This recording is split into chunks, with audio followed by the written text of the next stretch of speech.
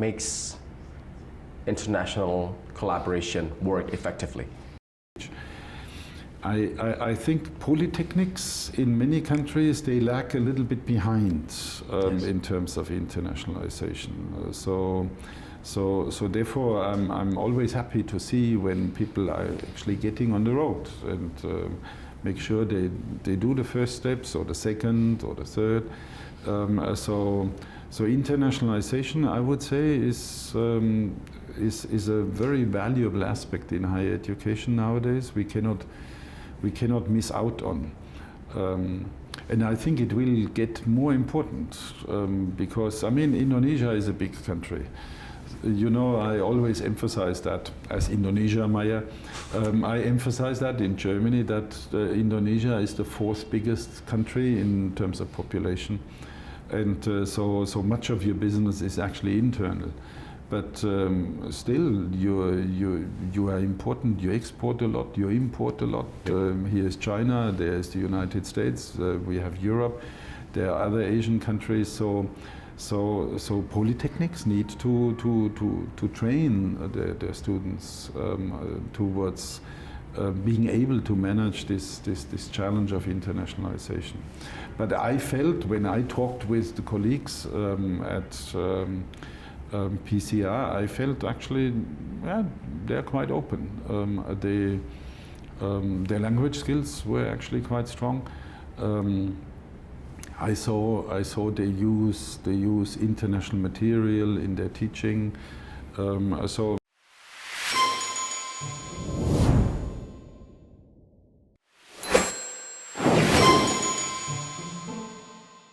Assalamualaikum warahmatullahi wabarakatuh. Hello, PCR Squad. Today we're back with Silver Voice podcast series Semarak Perak 25 tahun Politeknik Caltex Riau. And today we have a very special guest because today this podcast will be conducted in English. Of course, we have an international guest star. So through the Silver Voice, we bring forward the voices, ideas, and reflections of PCR's distinguished figures and community members as we commemorate a quarter century of dedication to vocational education. So without further ado, we would like to introduce you to our guest star, Peter Mayer. Hello, Peter. Good morning. Yes, good morning. Good to see you. Yeah, it's actually very nice to see you because if I'm mistaken, it was last 2 years the last time we met you in our campus, right? Yes, actually I had the pleasure of being there, and for me it was at that time the first time to be in Pekanbaru, and I still recall when I visited the campus, I didn't really have a specific expectation what kind of campus it would be, but it was just fascinating to see the facilities. Okay, so speaking of the cooperation between you, your institution, or German institutions with Indonesian institutions, could you briefly introduce yourself and share how your journey in international higher education cooperation with Indonesian institution? Yes. So my name is Peter Mayer. I'm a professor at the University of Applied Science Osnabrück. And I have been involved in cooperation with Indonesia since actually 2007-8, and since that time I came I have been coming to Indonesia every year, every second year at the beginning, now every year.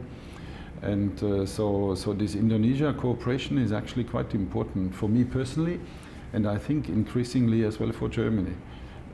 German higher education institutions have a strong interest in cooperating with Indonesian institutions, and my university, we started to cooperate to send students to Indonesia, to receive students.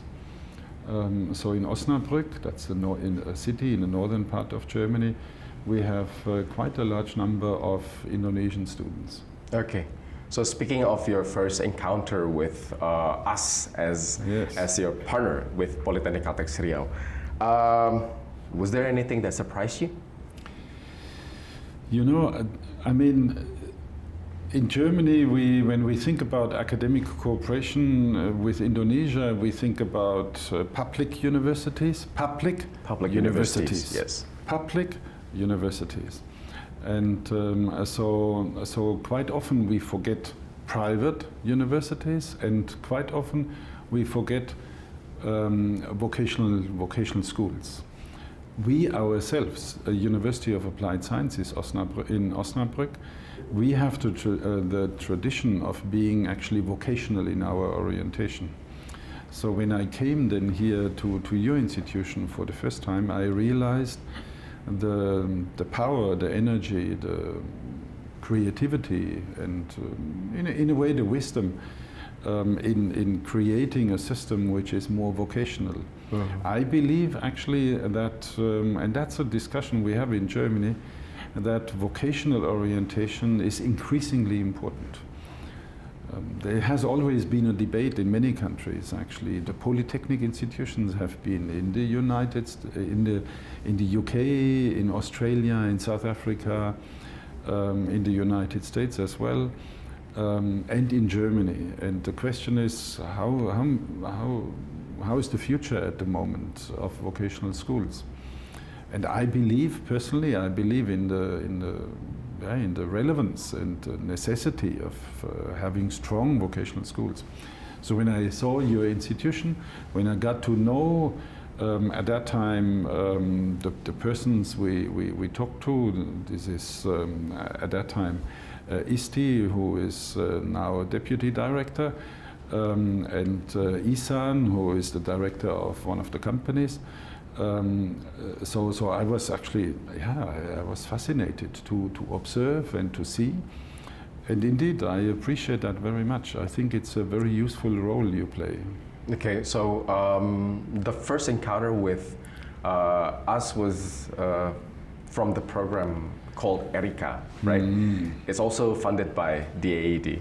So, of course, from 2021 until 2024, during the program is running, you've been dealing with us a lot. So what do you think, what stood out from your team, from them? Yes. You know, the German Academic Exchange Service, the DAAD or DAAD, how we call it, supported the first activity, that was ERICA, mm-hmm. And the second activity, that was Valeria. And they supported many such activities in other countries as well. Actually, that was at that time the only one in Indonesia, but in other countries around the world. And actually, I was a trainer of those people who managed such projects in Brazil, in Ghana, in other parts of the world.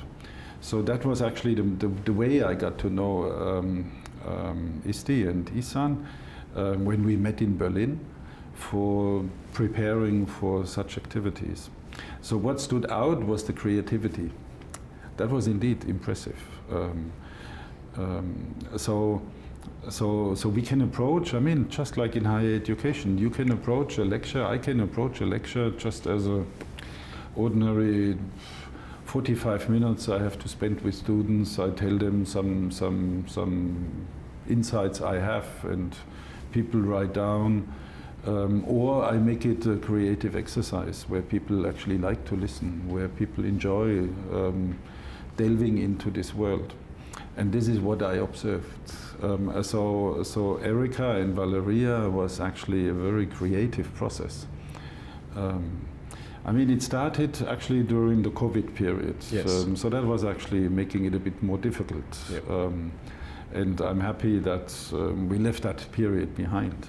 But even then, I mean, we were required, or you were required to be innovative in finding ways to engage people, to despite all the challenges, communicate and exchange. So if there is something I should emphasize, I should highlight, it's the creativity part. Okay, so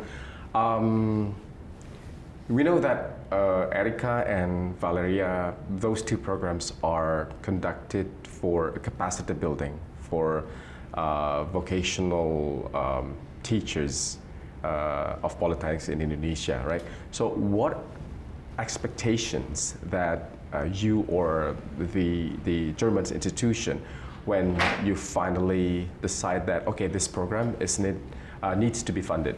Yes. You know, we need to be precise what that program actually was meant to support. It was not the teaching part. The teaching part is important. We think the future of higher education is really determined whether we find smart ways to teach. But our focus and the focus of the whole program is actually higher education management. Yes. So it was about managing higher education institutions. And in that respect, this get-together of people who exchange thoughts about what are the challenges of higher education nowadays? How can we organize? Yeah, I mean, we are sizable institutions. I mean, look at my institution. We have 14,000 students, and we have more than 1,000 employees. More than 1,000 employees. And that's actually a typical ratio. And I don't recall exactly how Politeknik Caltex Riau, what the ratio was at that place. But I met many of the employees. So how do you manage the employees? How do you go about the HR aspect or the marketing? We realize that nowadays higher education institutions, they have to do proper marketing. Is it by using podcasts? Is it by using Instagram? Is it by having posters somewhere? So higher education institutions have to find ways to address people. So the whole idea of that project line supported by DAAD was actually to strengthen higher education management. And I recall many moments when actually in Berlin I met both of the coordinators in Germany twice, in Berlin. I recall many moments when we had a wonderful exchange on what are the challenges of managing higher education institutions in India or like I said, in Latin America, and where actually people looked at the experience here in Indonesia and felt, wow, there is something to learn from. And that is what I learned as well when I was here. I felt Politeknik Caltex Riau was quite smart in motivating people to excel. Mm-hmm. I mean, this is really when I look at the higher education institutions in Germany or in other countries, and I travel a lot, I see many other universities around the world,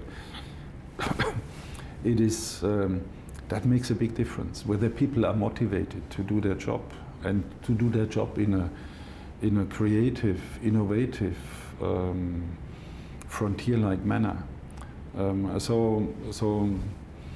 So I would say when I visited the campus, but actually before, I think the first meeting was in Tangerang when we had a final workshop or somewhere, and I experienced how people enjoyed exchanging ideas.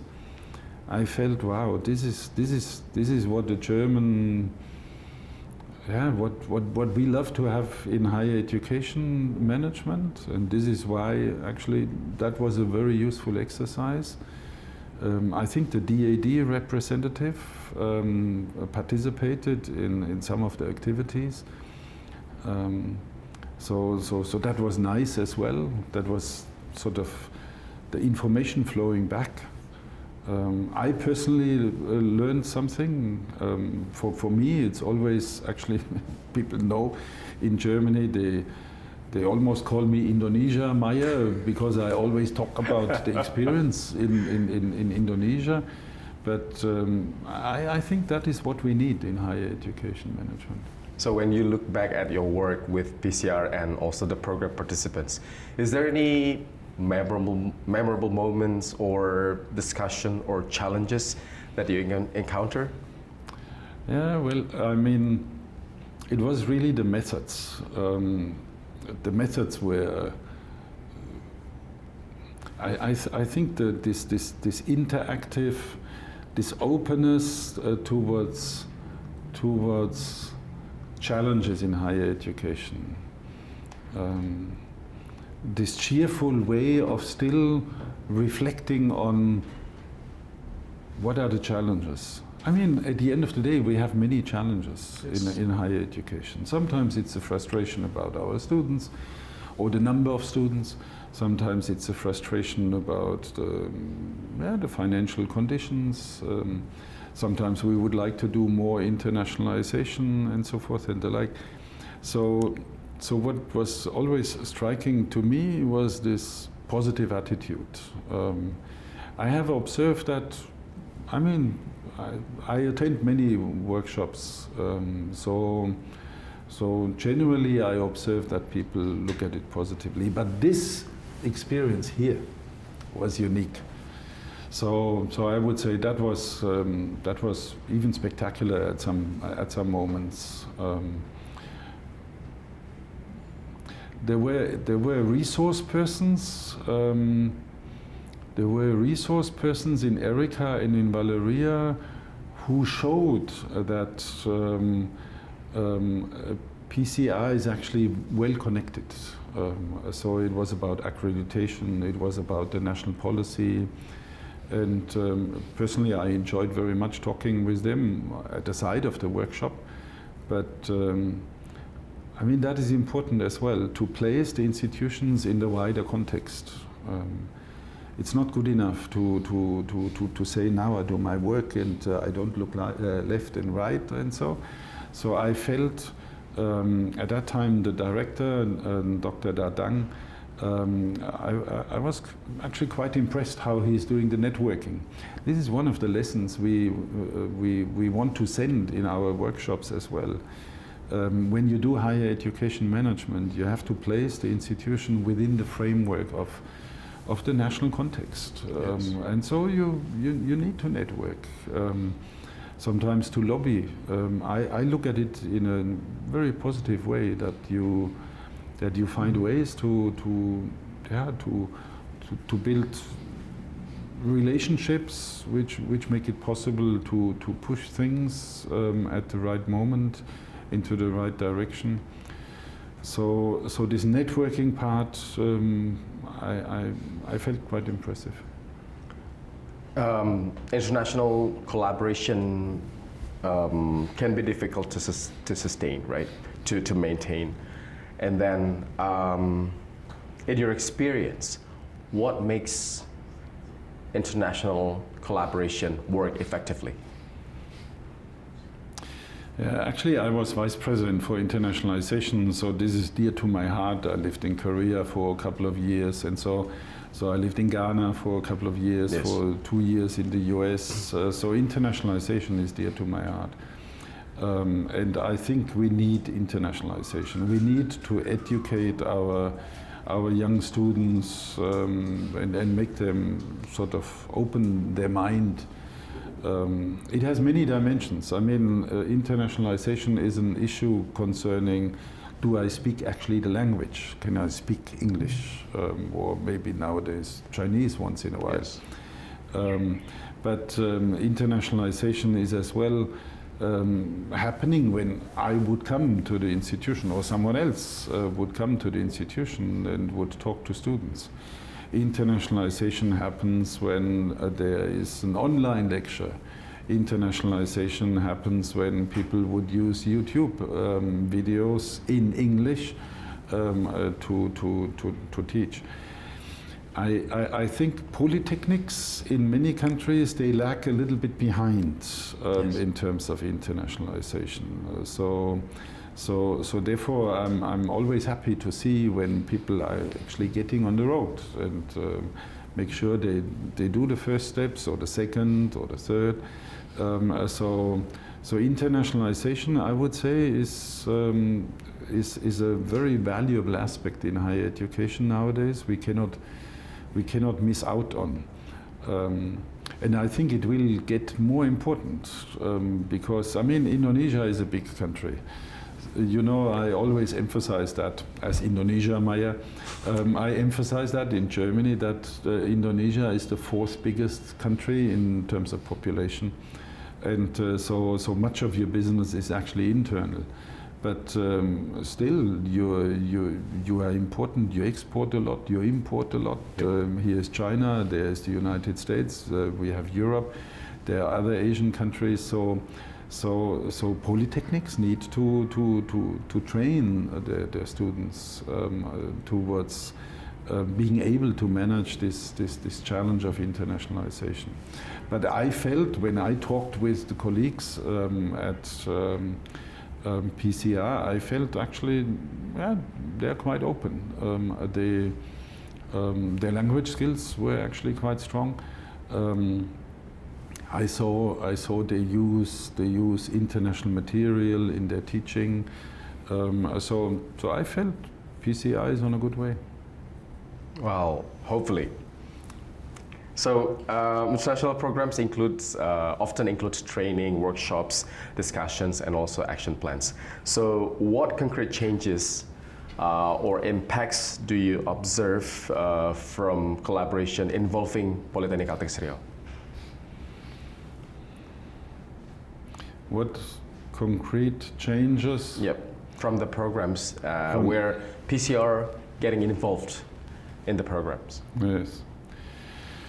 Well, I mean, you know, these programs, they contain many elements.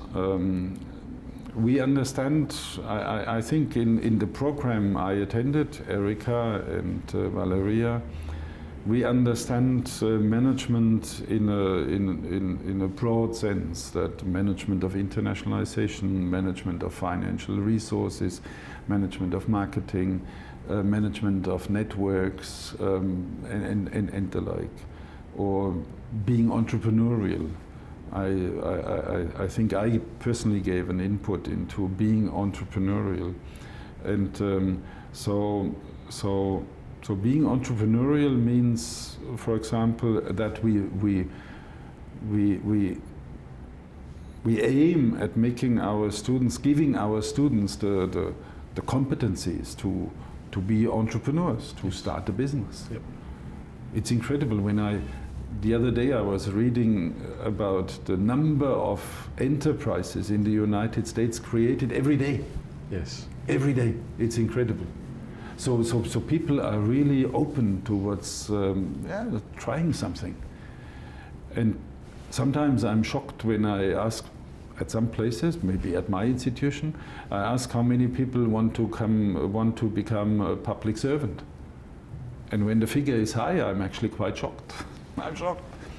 I'm more excited when they say, actually, I want to start a business. Yes. I want to make a difference. So I felt quite inspired to see how this being entrepreneurial is part of the training at PCR.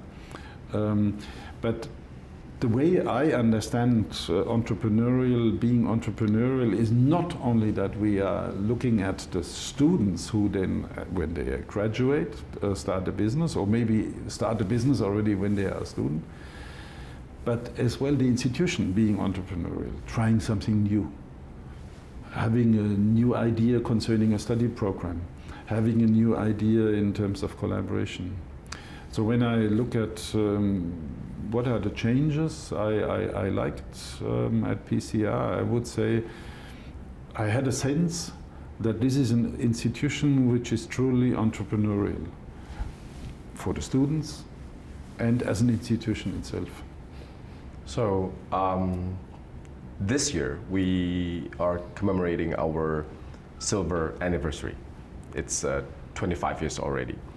So from your observation, how do you see us as an institution?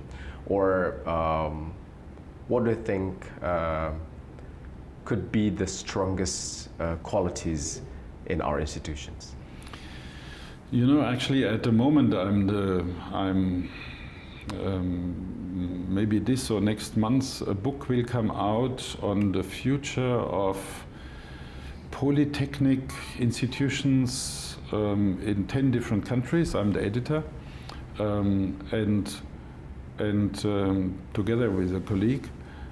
And so we looked at polytechnics in Ghana, polytechnic education in South Africa, in Germany, in Switzerland, in Indonesia, so many countries, Thailand.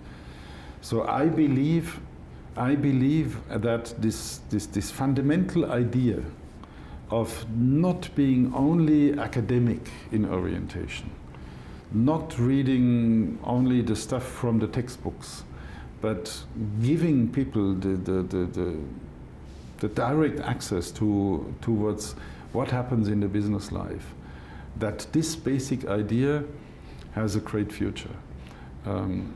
I started actually at the beginning by saying in Germany we have the research universities and we have the universities of applied science, which are more polytechnic in orientation. And the big discussion was always what should be the percentage of students going to the research universities and the universities of applied science, who are more oriented like polytechnic institutions. And I think nowadays most people agree we need more people who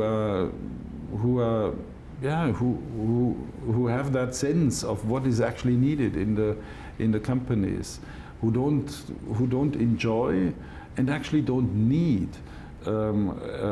this very abstract world. We need it to some extent, so I don't want to downplay that. So I would say polytechnic education approaches, they have a great future. So actually, from my perspective, PCR has a great future.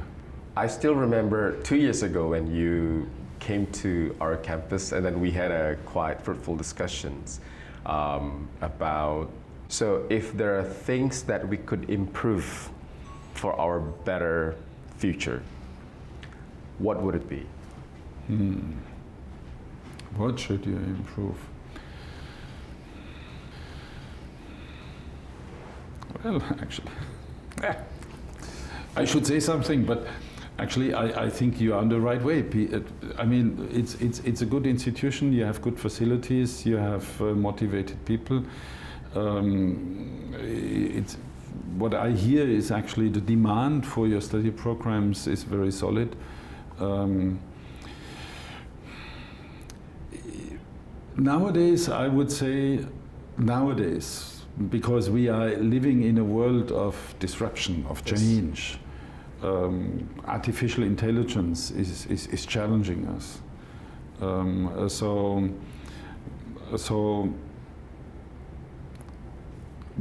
I wouldn't call it asking you to change something, but what I would say is this agility, this being agile, which characterized the young institution and which made the young institution strong.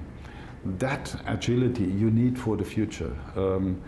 And I think this agility will be even more important nowadays in this world.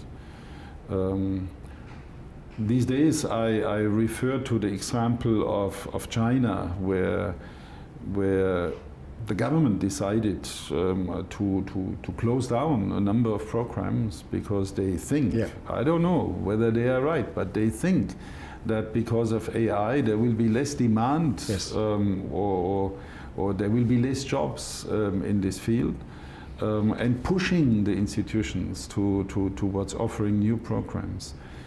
I don't know exactly how much leeway the management of Politeknik Caltex Riau has in deciding what kind of study programs they offer, but I believe that this agility is actually needed to say that maybe, okay, we offer a program which is focusing on something which will be, I don't know, robotic, a new program in robotic.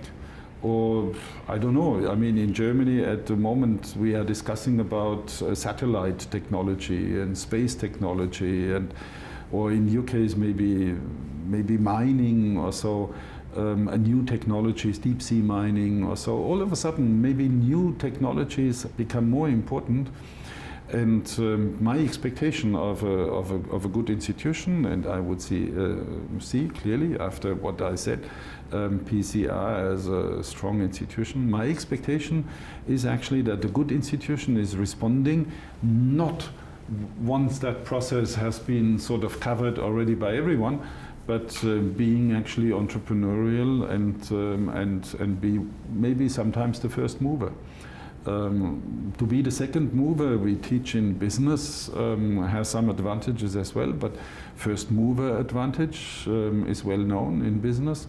So that would be my hope and my expectation, and personally my recommendation. Respond to this disruption in this world, to this AI,